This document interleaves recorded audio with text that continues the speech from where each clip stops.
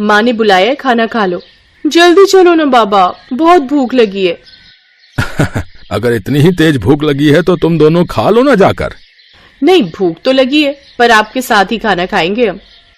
अच्छा, बस 2 मिनट रुको, फिर ये वाली क्यारी की गुड़ाई कर दूं, फिर आता हूँ। हैं? ठीक है बाबा, जल्दी करो वरना खाना ठंडा हो जाएगा। काव्या की बात सुनकर हरिया मुस्कुरा दिया और अपना काम खत्म करने में लग गया। ये कहानी हरिया की इन्हीं 2 बेटियों की है जिनके नाम थे काव्या और कीर्ति। दोनों बहनें अपने बाबा हरिया और माँ गीता के साथ गांव में रहती थी, जहां उनके घर के ठीक सामने उनका बड़ा सा खेत था और खेत के बगल में एक बड़ा सा तालाब भी था।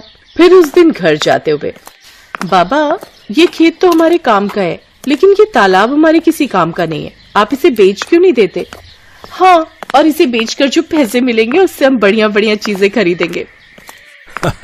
ऐसा कभी मत करना मेरी बच्चियों, ये तालाब तुम्हारे दादाजी की आखिरी निशानी है। पता है, कई साल लगाकर उन्होंने बड़ी मेहनत से इसे खोदा था। क्या सच में अकेले ही उन्होंने इतना बड़ा तालाब खोद दिया? बातें करते हुए हरिया और उसकी दोनों बेटियां अब घर आ चुके थे। हरिया की पत्नी गीता ने उन सब के लिए खाना लगा दिया और सभी एक साथ खाना खाने बैठ गए। फिर खाना खाते हुए, बाबा आगे बताओ ना फिर क्या हुआ? अच्छा, तो तुम दोनों पूरी कहानी सुनना चाहती हो? हाँ बाबा, बताओ ना। तो फिर सुनो। एक बार की बात है, हमारे गांव में कई साल पहले भयंकर सूखा पड़ा। बड़ी मुसीबत की घड़ी थी वो, पर उस घड़ी में भी तुम्हारे दादाजी ने हार नहीं मानी। उस साल बारिश नहीं हुई थी तो किसी के पास कुछ करने के लिए था ही नहीं। फिर क्या हुआ बाबा? फिर उन्होंने सोचा कि अगली बार कभी ऐसी स्थिति बने तो हमें उसके लिए पहले ही तैयार रहना चाहिए। तो उन्होंने उठाया फावड़ा और अपने ही खेत में उसे चलाना शुरू कर दिया। सूखे खेत में बाबा? हाँ, सूखे खेत में। फिर वो फावड़ा चलाते गए। गांव वालों को लगा कि वो पागल हो गए हैं, लेकिन ऐसा नहीं था। कई महीनों तक वो अकेले ही उस खेत को खोदते रहे और फिर धीरे धीरे उसने एक बड़े से गड्ढे का रूप ले लिया, यानी वो तालाब बन गया। फिर उसमें से पानी निकला बाबा? ऐसे थोड़े ही निकल आता है पानी। फिर उन्होंने इंतजार किया। जब बारिश आई तो सब देखते ही रह गए, क्योंकि बारिश के बाद वो बड़ा सा गड्ढा सुंदर सा तालाब बन चुका था और उसमें ढेर सारा पानी जमा हो गया था। तब जाकर गांव के लोगों को समझ आया कि बाबा ने असल में बारिश के पानी का संचय किया है, जो अगले साल की बारिश तक सबके काम आने वाला था।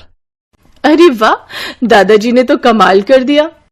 अब तुम्हारे दादाजी नहीं है, लेकिन उनका दिया हुआ यह तालाब और उनकी सीख की मुसीबत की घड़ी में हार नहीं माननी चाहिए, ये आज भी हमारे साथ है बेटा। हाँ, सही कहा आपने बाबा। ओहो, अब कहानी पूरी हो गई हो तो खाना भी खा लो, सारा खाना ठंडा होने को आया है। बाबा, माँ तो बहुत गुस्से में लग रही है। कोई बात नहीं, मुसीबत की घड़ी में हार नहीं माननी चाहिए। अब जल्दी से खा लो, इससे पहले की बात हाथ से निकल जाए। हाँ। काव्य और हरिया फुसफुसाते हुए हंसने लगे। इसी तरह कई साल बीत गए। फिर एक साल उनके गांव में फिर से सूखा पड़ा। परिवार के लिए बड़ी दिक्कत आ गई। हरिया को एक बीमारी ने जकड़ लिया। गर्मी और बीमारी की वजह से हरिया और तालाब दोनों ही सूखते जा रहे थे। हरिया की तबीयत दिन ब दिन बिगड़ने लगी और फिर, माँ तुम चिंता मत करो, हम बाबा को शहर लेकर जाएंगे, उनका अच्छा इलाज कराएंगे।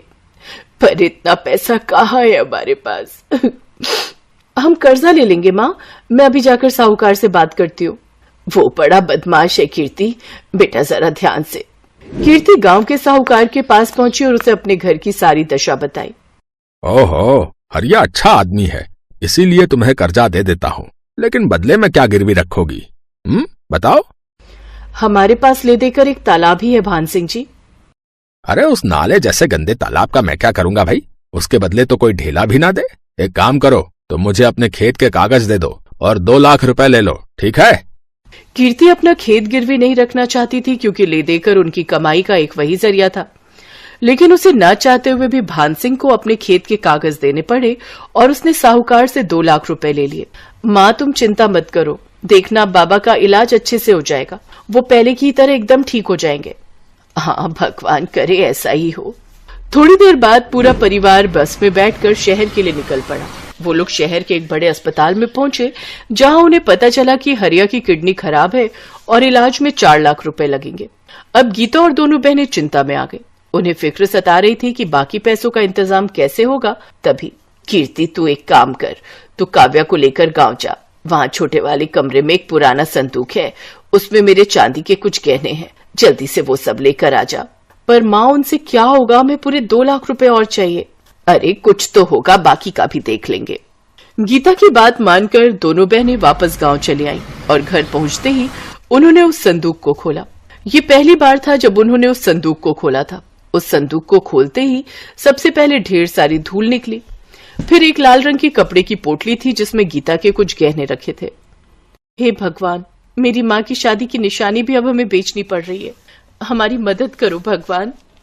कीर्ति की आंखों में आंसू थे। तभी काव्या की नजर संदूक की तली पर पड़ी जो कुछ उठी हुई सी थी। उसने वहां से लकड़ी का वो हिस्सा हटाया तो वहां उसे एक छोटी सी डिबिया नजर आई। दीदी ये क्या है और इसे इतना छुपाकर क्यों रखा है? पता नहीं, रुक मैं इसे खोलकर देखती हूँ। जैसे कीर्ति ने वो डिबिया खोली उसमें एक बड़ी सी चाबी और एक चिट्ठी थी। कीर्ति ने वो चिट्ठी खोली जो असल में उसके दादा ने अपने बेटे हरिया के लिए लिखी थी। कीर्ति ने चिट्ठी को पढ़ना शुरू किया। मेरे बेटे हरिया, मैं जानता हूँ कि तू मुझसे बहुत प्यार करता है, पर अब मेरी उम्र हो चली है और ये बीमारी मुझे अपने साथ लेकर ही जाएगी। तूने अपनी जिंदगी भर की कमाई मेरे इलाज पर खर्च कर दी, लेकिन ये ठीक बात नहीं है। आगे तेरी संतानों को भी पैसों की जरूरत पड़ेगी। एक राज छिपा कर रखा मैंने तुझसे, ताकि तू या तेरी संतानें सही वक्त आने पर उसका इस्तेमाल कर सके। तालाब की खुदाई करते वक्त मुझे कुछ मिला था। ये चाबी तेरी सारी समस्याएं खत्म कर देगी। बस याद रखना कि यह चाबी असल में मेरे दिल की है। दीदी क्या दादाजी ने पैसे या गहने छुपा कर रखे होंगे कहीं? हाँ काव्या, लगता तो ऐसा ही है। तू सोचना, जरूर दादाजी के पास कुछ ऐसा था जिसकी मदद से वो खुद का इलाज करा सकते थे, लेकिन उन्होंने वो हमारे बाबा और हमारे लिए छोड़ दिया और अपने प्राणों का बलिदान कर दिया। पर सवाल ये है कि क्या बाबा को इस बारे में कुछ पता नहीं चला? कैसे पता चलता? कितना छुपा कर तो रखी थी ये डिबिया दादाजी ने। वो तो पता नहीं कैसे मेरी नजर पड़ गई इस पर। लेकिन दीदी ये चिट्ठी के आखिर में किस तरह की पहेली है? अब हम दादाजी का दिल निकाल कर कहाँ से लाएं? बुद्धू वो किसी तरफ इशारा कर रहे हैं। उन्होंने कहा कि ये चाबी मेरे दिल की है। इसका मतलब कोई ऐसी चीज जो उनके दिल के सबसे करीब थी।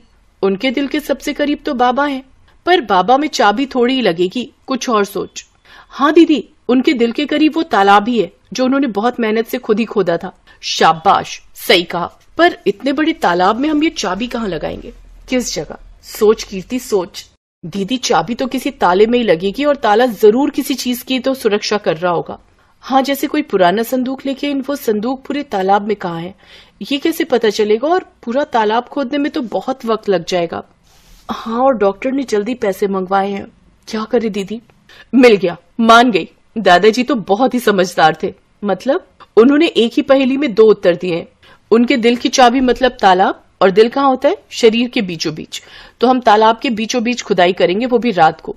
वाह दीदी, क्या दिमाग पाया आपने। वैसे दीदी एक बात तो माननी पड़ेगी, दादाजी बहुत समझदार थे, लेकिन शायद वो जानते थे कि उनकी आने वाली पीढ़ियां भी बहुत समझदार होंगी, तभी तो उन्होंने इतनी मुश्किल पहेली रखी थी। काव्या की बात सुनकर कीर्ति मुस्कुरा दी और फिर रात में उन दोनों ने तालाब के बीचों बीच खुदाई शुरू कर दी। और थोड़ी सी खुदाई के बाद उन्हें वहां से वाकई एक संदूक मिला। और फिर जब उसे खोला गया तो उसमें ढेर सारे सोने के सिक्के थे। दीदी क्या ये सोने के सिक्के हैं? हाँ काव्या, दादाजी ने सही कहा था कि सारी मुश्किलें हल हो जाएंगी। दादाजी भले ही चले गए, लेकिन वो जाते जाते हमारी सबसे बड़ी मुश्किल हल कर गए। अगले दिन कीर्ति ने उनमें से कुछ सिक्कों को सुनार को बेच दिया और उसके बदले में ढेर सारे रुपए ले लिए। उसने हरिया का पूरा इलाज कराया और साहूकार का भी कर्जा उतार दिया। फिर एक दिन घर में, बेटा तुमने बताया नहीं कि तुम्हारे पास इतना पैसा आया कहाँ से? कीर्ति ने हरिया को उसके पिताजी की चिट्ठी पकड़ा दी और काव्या ने उसे सारी कहानी बताई। बेटा, बाकी बचे हुए सिक्कों का हम क्या करेंगे? माँ, उन्हें बेचकर हम इस तालाब को और बड़ा और सुंदर बनाएंगे, जिसमें प्यारी प्यारी मछलियां होंगी, और बगल में बगीचा बनाकर लोगों के बैठने का इंतजाम करेंगे। साथ ही साफ पानी के लिए प्याऊ भी लगाएंगे, ताकि हर बार जब भी कोई यहाँ आए तालाब के किनारे बैठकर ठंडा और मीठा पानी पिए और दादाजी के दिल को सुकून मिले।